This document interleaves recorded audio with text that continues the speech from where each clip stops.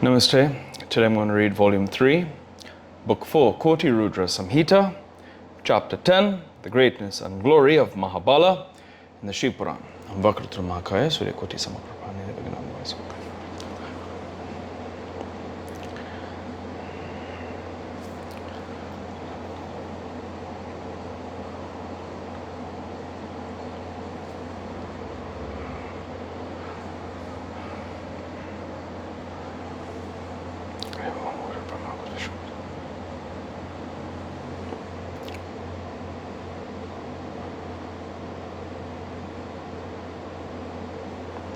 Hari Om Tat Sat.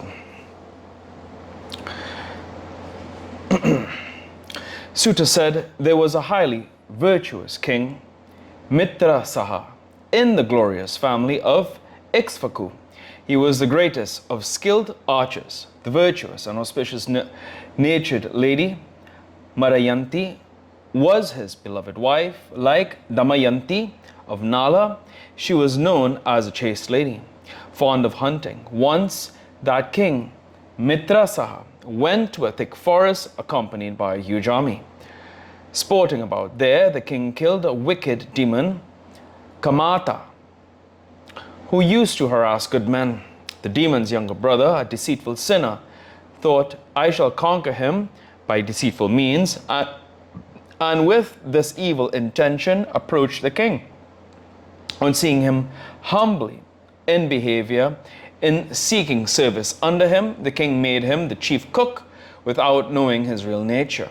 After indulging in hunting sports for some time in the forest, the king abandoned the game and joyously returned to his capital. On the Shraddha day of his father, the king invited his preceptor, Vashishta, to his palace and fed him devoutly. On seeing the vegetarian and non-vegetarian dish in which the demon, in the guise of a cook, had mixed human flesh, the preceptor said, O wicked king, fie upon you. Human flesh has been deceitfully offered to me by you. Hence you will become a demon.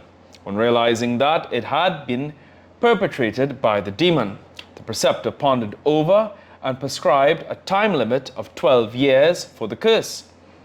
Thinking that the curse was unjustified, the infuriated king was about to return the curse with a handful of water. Then the chaste and virtuous queen, Madayanti, fell at his feet and entreated him to spare the curse. Out of deference for her entreaties, the king desisted from cursing, but dropped the handful of water on his own feet, which became deformed. O great sages, from that day onwards, the king became famous in the world as Kalma Sangri by the virtue of that water. By the curse of his preceptor, the leading sage, the king, Mitra Saha, became a terrible, violent Rakshasa roaming in the forest. Transformed as Rakshasa and resembling Yama, the destroyer of the world, he roamed about in the forest, devouring various living beings, men and others.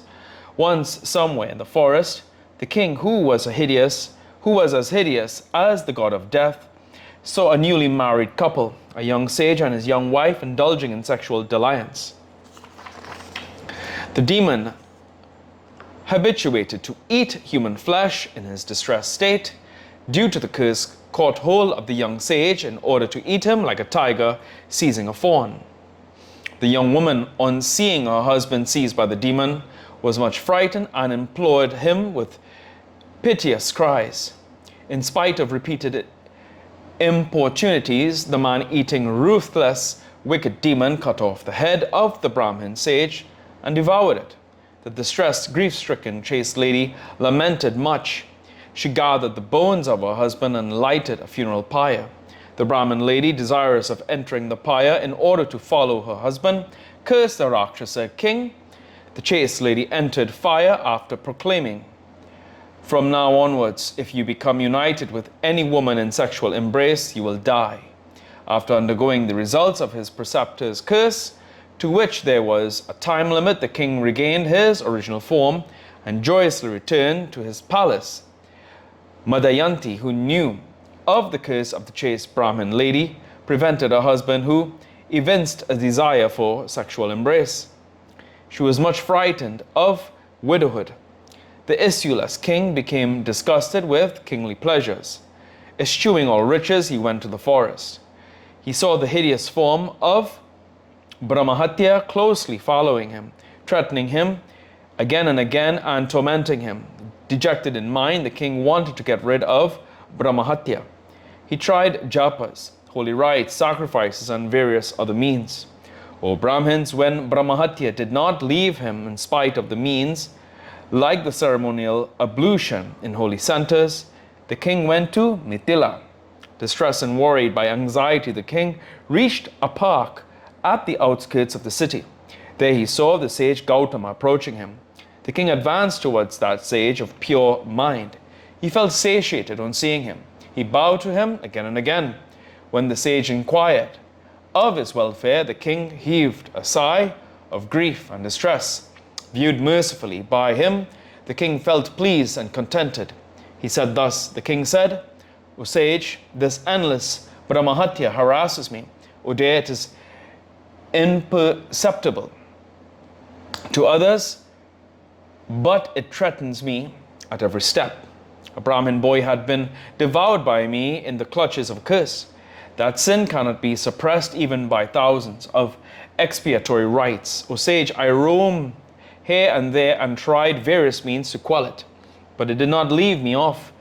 It is not due to my being, is it not due to my being a sinning soul? Now it seems to me that I have attained the fruits of my birth, because merely by your sight my heart is filled with bliss. O fortunate one, I, the sinner, seek refuge in your lotus-like feet. Grant me peace whereby I can be happy. Suta said, implored thus by the king, the kind-hearted Gautama instructed him in the expiatory means for terrible sins. Gautama said, O excellent king, well done, you are blessed. Eschew all fear from sins. As long as Shiva is the ruler, there can be no terror to devotees who seek refuge in him. O fortunate king, listen. There is another shrine well consecrated. There is a Shiva's temple named Gokarna. It destroys all great sins. Sins greater than the greatest cannot stay there. Shiva himself is present there in the name of Mahabala. Mahabala is the emperor of the phallic images. It assumes 4 different colors in the 4 yogas. It dispels all sins. The excellent holy center of Gokarna is on the shore of Western Ocean. There is a phallic image of Shiva destructive of great sins. Great sinners go there, take their ceremonial ablutions many times in the sacred waters and worship Mahabala. They have all attained Shiva's region. O king, you also go to Gokarna, the temple of Shiva. After going there and worshipping Shiva, attain contentment. Take your holy dip in the sacred waters there. Worship Mahabala. Thus you will be rid of sins and attain Shivaloka.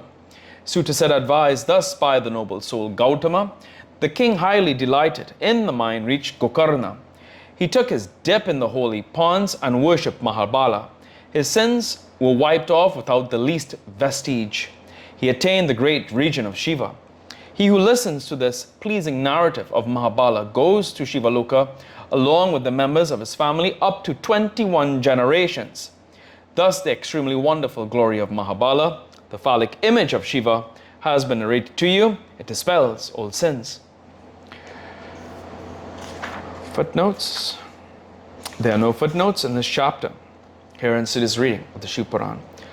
Prabhu Prananatam Vyomveshwanatam Jagannatanatam Saranatapachan Buddhitam Veshram Bhutanatam Shivam Shakam Karanavataram Sansasam Shikendram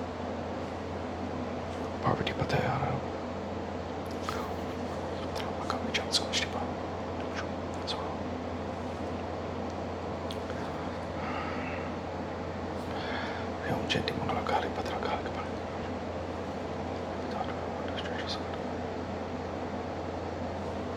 Hari Om Tat Sat.